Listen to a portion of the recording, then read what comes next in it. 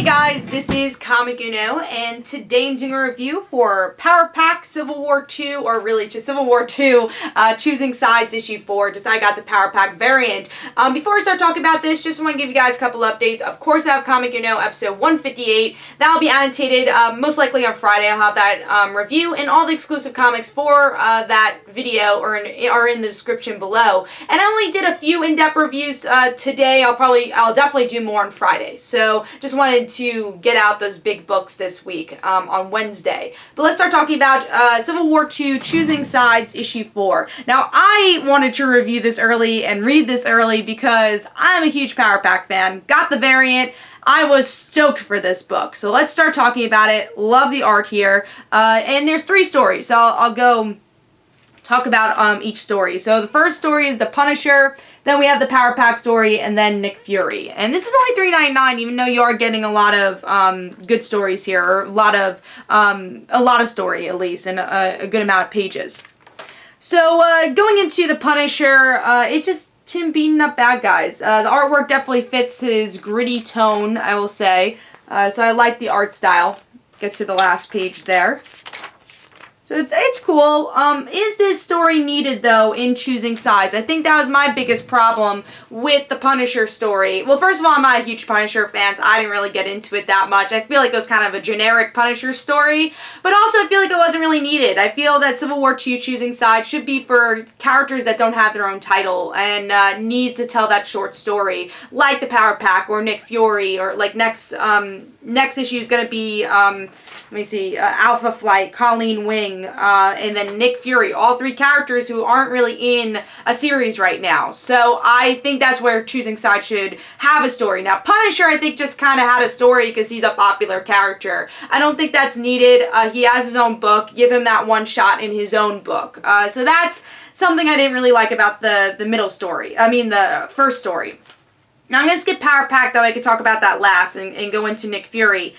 Nick Fury's artwork is kind of cool. I like the silentness of it, but at the same time, I hate that it's silent, because there's not a lot of story. It's like, oh, he's fighting Black Widow. Cool. I'd rather have more pages of Power Pack, you know? I don't really think it was needed, these pages. I think there should have been words here to give us more story. Again, I like the silent effect from last issue because it was more of this action issue, but I need some words. I'm not really getting a lot from the story here, for me personally. But the artwork's not bad. Now, moving on to the middle story again, the reason I got this issue was for the Power Pack. Now, I want to talk about the artwork. I actually really like the art style because it's a throwback to the original Power Pack in a lot of ways. One thing is the tail end of Julie's power. In the old Power Pack, she did not have feet when she did her little lightning, and probably her little, you know, light speed thing, and probably because the artist, you know, it's easier to have just this rainbow than have legs at the same time. So that's probably why the older comics did it, but it was a really cool throwback. A lot of the Power set was a very big throwback to old Power Pack artwork, so I like that. I don't know if the artwork was perfect, though. There's signs where Julie's face kind of looks weird, and I think she has kind of a weird haircut here.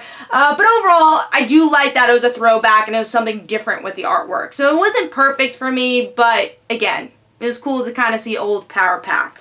Now, going into the story, I will say it's kind of all over the place. They're definitely trying to do a lot at once. So right now, Alex is missing with Franklin because we know the end of Secret Wars and all that. And I do like, actually, in the cover, they give a little, like a little piece of a cameo here for Alex, like putting it as like a keychain on Julie's backpack. I thought that was a really cool thing to do. But yeah, Alex is missing physically in this issue, but not story-wise, because he is mentioned a lot, and how you can tell they're kind of mourning him in a lot of ways, and maybe they should attach that story to what's going on with Hawkeye in the Hulk, and saying, well, we kind of understand what mourning feels like. We kind of know Alex is alive, but we don't know he's alive, and we miss our brother.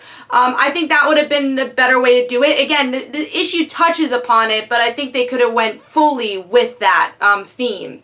Because, like I said, this book is kind of all over the place. The beginning is like, hey, Julie's at college. Jack likes girls, you know. Katie's starting to grow up. I mean, that's the whole entire story. And then I feel like Jack kind of randomly mentions, because this is how this is the way they transition.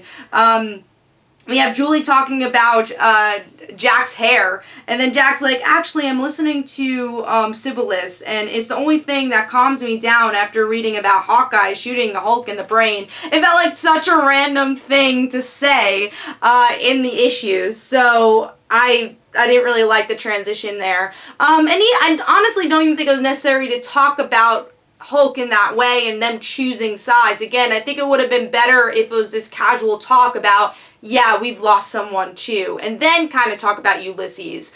I think they could have done a better job at that. Also, I think they tried way too hard to say, the Power Pack are all grown up now. I think it was really kind of awkward the way they did it in some ways. Another thing I think they could have mentioned, because it's been such a long time since we've seen these characters, not just in comics, but also in the 616 universe, catch us up a bit. You know, catch us up a little bit with these characters. Julie hasn't been seen since Avengers Academy. That was before the first Marvel Now. We're gonna have a second Marvel Now coming up. That's how long ago it was. But something I really liked about her character, which it seemed easy to tie into with this issue, is that I liked that they explored that she was bisexual in Avengers Academy. And I would say you don't really need to do that arc here. But since it's been such a long time since we've seen her, and because they were mentioning the whole entire, oh, you have a crush on a girl type thing, I think that kind of could have been a cool story to weave into here. I thought they missed the opportunity there, especially because I think they did Julie's character really well with diversity and organically. So it would have been interesting to kind of see it in this issue.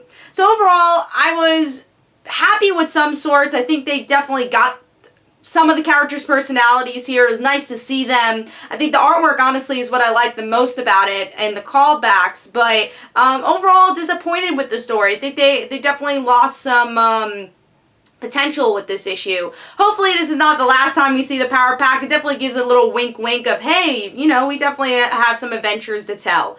So hopefully we will see them. So overall, I was kind of disappointed with all the stories. So I gave this 2.5 stars. It wasn't horrible. Again, all the stories, they definitely had story, like they were interesting, but I was disappointed with all three, but especially the Power Pack one, because that's really the reason why I picked up the issue.